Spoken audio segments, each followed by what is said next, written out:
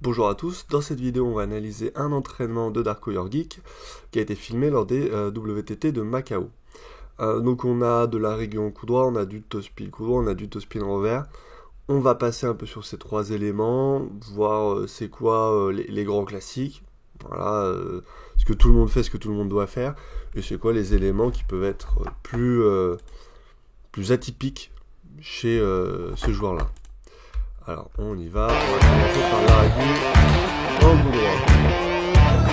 C'est très très classique, c'est-à-dire que j'ai le buste tourné, voilà, j'ai la jambe gauche devant, là on le voit pas très bien sur cette vidéo mais on l'imagine, la jambe gauche devant, la jambe droite derrière, l'épaule gauche devant, l'épaule droite derrière, le coude, très important parce que chez un joueur débutant parfois on peut voir le coude qui part loin comme ça derrière, là le coude il est devant, la raquette devant, là un petit peu sur le côté, là ici.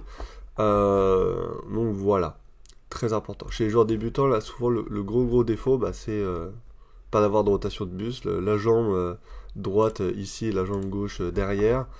Donc là, évidemment, tout est parfait. On avance, un petit point sur la prise de raquette peut-être. Le pouce ici. On imagine évidemment l'index bien placé de l'autre côté, c'est important. Mine de rien, le placement du pouce et de l'index, alors après ça dépend si vous avez l'habitude de jouer 20 ans comme vous le faites, continuez, mais quand on débute, qu'on veut prendre de bonnes habitudes tout de suite, moi j'aime bien vraiment parler de la pince, c'est-à-dire l'index et le pouce de chaque côté, le pouce sur le revêtement, l'index sur le revêtement, pourquoi pas même un petit peu plus haut sur le revêtement, l'index c'est pas très grave. Mais ça permet vraiment d'avoir une bonne sensation, d'avoir les deux doigts sur le caoutchouc. Souvent le pouce il peut être que sur le bois.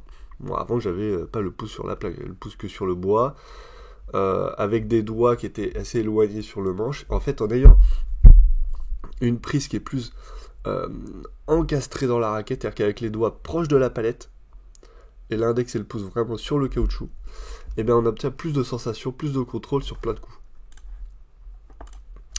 Et d'ailleurs, pour continuer un peu sur cette prise de raquette, souvent on a justement les doigts assez éloignés sur le manche, le pouce sur le bois et l'index sur le revêtement un peu relevé, pour avoir plus de sensations au niveau du poignet, pour avoir plus de sensations de frotter.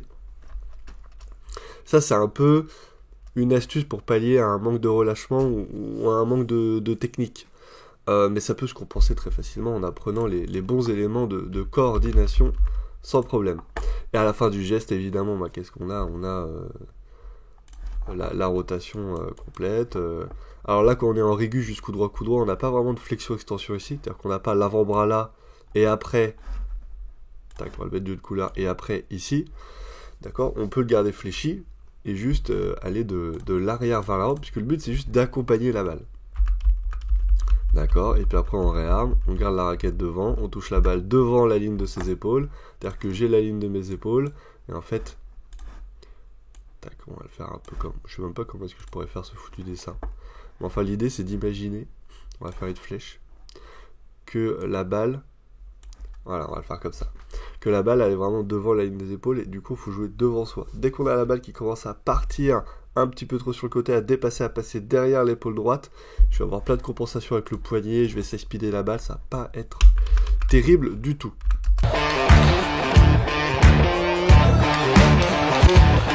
Ok, un petit peu de revers.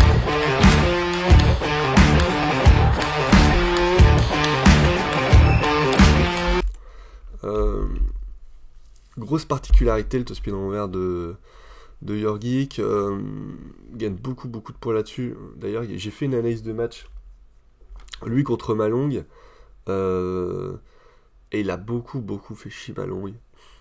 Je sais plus combien de 7 il a marqué, 2 ou 3. Enfin c'était un match très serré, et, il fait plein de coups un peu atypiques. Vraiment son revers c'est vraiment une arme.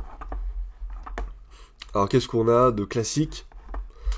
De classique, on a quoi ? On a au niveau de l'armée, on a le coup de devant, je dirais qu'il est un peu plus sur le côté que d'autres joueurs. Pour certains autres joueurs, il pourrait être un peu plus là, mais enfin, vraiment, c'est pas très important. Là, le poignet cassé, la direction de la tête de raquette, très important lors de l'armée, qui est sur le bas, comme ça, un peu sur le côté. Il faut vraiment avoir le poignet tourné. Le bras gauche qui est devant pour stabiliser. Fléchi. Évidemment, les jambes fléchies. Petite particularité, c'est qu'il est très penché quand même. Il est très penché, il n'y a pas beaucoup de joueurs qui sont penchés comme ça.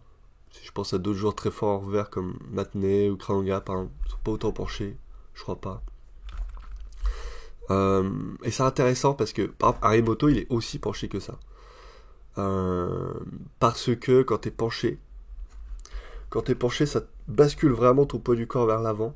Et ça te permet d'impacter la balle un peu plus violemment. Tu peux la toucher aussi un peu plus tôt que quand t'es droit, où du coup tu peux moins la toucher devant. Tu vas l'attendre un petit peu plus, tu vas la jouer un petit peu plus tard que celui qui est très penché. Donc, celui qui est très penché va être beaucoup plus agressif. Le gros avantage aussi d'être penché, c'est que, comment dire, quand vous êtes en coup droit, vous avez la balle qui va passer, qui va passer sur le côté. Donc vous avez beaucoup d'amplitude à aller chercher vers l'arrière, et hop, après vous allez vers l'avant. Alors qu'en revers, en fait, si tu ne te penches pas avec tes droits, à moins d'avoir le coude qui est vraiment très devant, ou d'armer vraiment sur le côté, mais plus grand monde qui fait ça, bah t'as pas vraiment de possibilité d'avoir, de trouver de l'amplitude vers l'arrière pour armer. Alors qu'en fait, quand tu es penché vers l'avant, on va plus le voir si on avance un peu, voilà, peut-être ici, en fait, tu peux vraiment emmener ton avant-bras. Alors là, une vue de profil, on le verra plus, mais d'amener l'avant-bras vraiment vers l'arrière et le poignet vraiment ici, alors que si tu es très droit, en fait, ton ventre, il va te bloquer. Il va te bloquer, tu peux pas aller chercher de l'amplitude vers l'arrière. Donc le fait d'être penché, bah, tout cet espace en fait qui se crée devant toi, tu peux t'en servir. Tu peux t'en servir pour aller armer. Donc voilà, après le mouvement du poignet évidemment, le coude fixe. Voilà, on voit ça déroule. Hein. Le coude bouge un tout petit peu, mais vers l'avant, pas vers le haut. Vers l'avant. Tac. Et on voit vraiment, voilà, le déroulé classique. La tête de raquette, tac, qui finit pointée vers l'avant et au début du geste, pointé vers l'arrière. Voilà, il y a tout qui avance. Hyper intéressant. Petite particularité aussi, mais ça va bien son style de jeu, c'est un peu comme Harimoto, c'est que il va y avoir des joueurs qui vont bien aimer le revers, des fois un petit peu plus à mi-distance pour envoyer des cachous. Ils vont moins avoir le coude sur le côté, ils vont plus l'avoir là, et ils vont plus armer. Faut que je revienne un peu en arrière. Voilà, au lieu d'armer là, là tu vois, lui il a plus un armé nombril. Voilà, alors qu'il y en a, ils ont plus un armé sur le côté au niveau de la hanche gauche pour le droitier. Donc l'armée hanche gauche pour le droitier va te permettre d'envoyer un peu plus fort. D'avoir un mouvement qui est un peu plus naturel d'ailleurs, où tu vas tourner un petit peu plus ton buste naturellement. Alors que là on a vraiment un armé de quelqu'un qui joue assez près de la table, assez agressif en revers, en bloc actif avec un geste qui est vraiment très court. Et du coup on utilise complètement les avantages du toss-pied.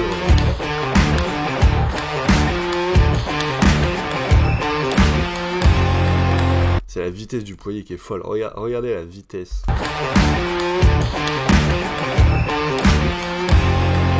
C'est surtout le gainage qui est lié à cette vitesse-là. Parce que souvent, on perd le gainage du corps à partir du moment où on engage une grande vitesse de bras.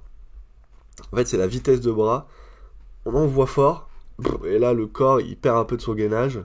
Il n'arrive pas à isoler la vitesse du bras du reste du corps. Et tout part un petit peu à volo. L'idée, c'est que plus on va vite, plus vous générez de la construction sur les je sais plus comment on dit là. Oh la vache. Quand on contracte la contraction. Plus il faut contracter les autres parties du corps qui bougent pas et qui n'ont pas besoin de bouger, qui ont juste besoin d'être stables pour que ce qui bouge vite et dans la bonne direction. C'est vraiment très très important. Souvent, en voulant dire aux joueurs qu'il faut bouger l'ensemble du corps, qu'il faut se mettre en action un petit peu tout, ils bougent tout, mais en sortie de la raquette, ils font 1000 efforts, et il y a moins 100 en puissance en sortie de la raquette, quoi. Donc c'est vraiment un peu couillon. Faut un bon impact balle-raquette déjà, engager le corps, au début sur du jeu à blanc, à la rigueur pour apprendre la bonne coordination, mais pas... peut-être pas les obliger à bouger tout de suite. parce qu'on a vu une vidéo YouTube sur la méthode chinoise qui disait qu'il faut bouger tout son fion en même temps.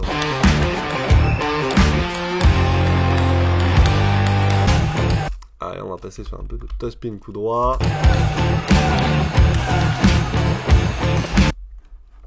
Ok, on va passer un peu au ralenti. Petites explications. Alors, la balle rebondit, l'armée du geste assez classique. Très tourné, hyper tourné, le décalage assez grand. Ouais, très très grand. J'ai rarement vu un décalage de pied aussi grand. Après, ça dépend de votre mobilité de hanche, de votre souplesse. En tout cas, le buste bien tourné. Très important pour envoyer des gros cachous. Là, on a quoi? On a... Là, il n'est pas entièrement déplié. Il est encore un petit peu fléchi. Alors, ça dépend vraiment des gens. Mais, tu vois, Malon, par exemple, il va chercher, j'ai l'impression, plus en extension totale, en relâchement vers l'arrière. Mais Zhang Zique, par exemple, il faisait comme ça. Il n'était jamais en extension complète. Donc, c'est pas forcément lié, on va dire, à l'apprentissage chinois. D'ailleurs, on dit souvent que les joueurs chinois sont stéréotypés. Mais je trouve que c'est pas vrai du tout. Le coude qui part pas si loin que ça, on voit vraiment que c'est un armé qui se fait avec la rotation du buste et pas avec le coude. Je disais ça encore à des joueurs cette semaine, en disant armé avec la rotation du buste, pas armé. Si vous voulez, c'est de dire, il y en a, au lieu d'armer comme ça, ils vont armer comme ça. Par contre, le bras, il va partir loin derrière. Bon, pas efficace du tout. Vaut mieux armer avec un mouvement de buste, avoir un coude qui part pas, qui se désolait, qui ne perd pas sa solidarité avec le corps, on va le dire comme ça. J'arrive pas à parler. Et comme ça, j'ai quelque chose qui est assez compact, qui tourne en même temps, qui s'actionne en même temps, et qui est un peu plus harmonieux. Tac. Ensuite, j'actionne. Je commence à tourner le buste, je touche la balle, je joue, et puis là, je vois que j'ai une flexion ici. J'ai le buste qui a tourné, évidemment. J'ai mon genou droit, mon genou gauche qui sont tournés aussi. Donc ça montre que la hanche a tourné. Je parle pas du genou en disant faut bouger le genou. Je parle du genou parce que c'est plus facile de voir un mouvement de genou qu'un mouvement de hanche. Donc là je vais vous le repasser juste au ralenti. Voilà, donc ça montre qu'il y a vraiment eu un transfert vers l'avant qui est pas aussi complet que ce que pourrait faire un autre joueur chinois. Je vais prendre Malon parce que c'est vraiment la référence en coup droit. Le meilleur joueur de tous les temps en coup droit, je pense. Qui tournera un petit peu plus son buste même, bizarrement qui a un peu moins vers l'arrière mais qui a un peu plus vers l'avant en fin de geste, parce que certainement là on voit encore qu'il y a une séparation nette entre les deux épaules. Chez d'autres joueurs on verrait que l'épaule droite en fait elle ira un peu plus vers l'avant et l'épaule gauche sera un peu plus vers l'arrière, mais c'est aussi lié au fait qu'il y a un gros décalage d'appui ici, donc peut-être qu'en fait ce que je dis sert à rien, c'est possible. Tac. En tout cas, c'est assez marrant. C'est vraiment typique de Zhang Zique ce qu'il fait, c'est-à-dire que quand il arme, il reste fléchi. Ici. Et c'est assez intelligent, parce que si vous armez comme ça, si vous avez la balle qui revient vite, bah vous en foutez, vous gardez le bras fléchi et vous allez vers l'avant. Si vous avez une balle qui vient un peu plus lentement, tac, je prends le temps, je déplie, hop, et je replie. L'avant-bras, je parle. Et ça, j'aime bien.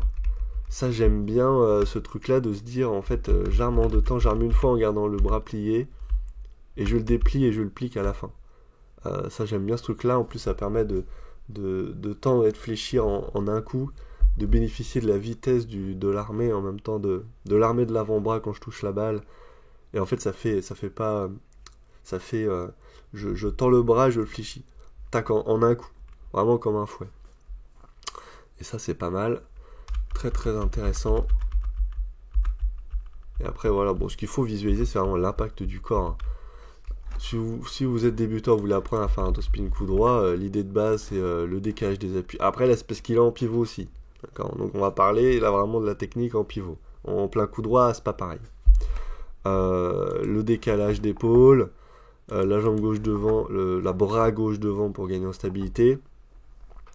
Pas avoir le bras droit qui part ici comme ça trop loin, ça arrive chez beaucoup de joueurs, j'aime pas ça du tout. Garder le coude un peu plus près du corps, alors pas collé non plus, un peu plus près du corps.